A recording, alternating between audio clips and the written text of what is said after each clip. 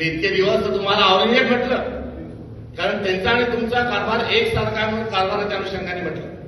मी मोठं ऑपरेटिव्हच्या अनुषंगाने आपल्याला नथुराम गोडसेच्या बरोबर आपली तुलना केली आणि आपण हिंसक स्वरूपाच्या कारवाई करत असल्यामुळे मी दरिंदा देखील आपल्या एकंदरीत वागणुकीच्या आणि कारकिर्दीला म्हटलं. मात्र आज मी तुम्हाला देवेंद्र फडणवीस, आपण लोकशाहीला फाशी देत आहात, आपण माणुसकीला फाशी देत आहात, आपण महाराष्ट्राच्या संस्कृतीला फाशी देत आहात आणि आपण भारताच्या पवित्र अशा संविधानालाही फाशी देत आहात.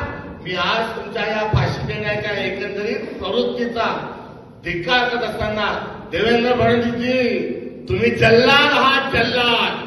आणि जल्लाद काय काम करतो तर लटकवण्याचं काम करतो.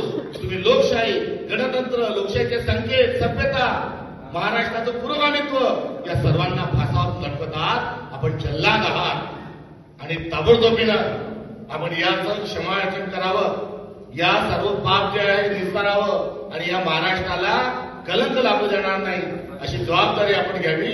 आपण या महाराष्ट्रात कट कारस्थान रचून जी कायदा व सुव्यवस्थेची, जी लोकशाहीची, जी माणुसकीची, जी महिलांच्या सुरक्षिततेची जी वाताहत होत आहे, याला आपण थेट स्वरूपाचे जबाबदार आहे. एवढाच इशारा या निमित्तानं या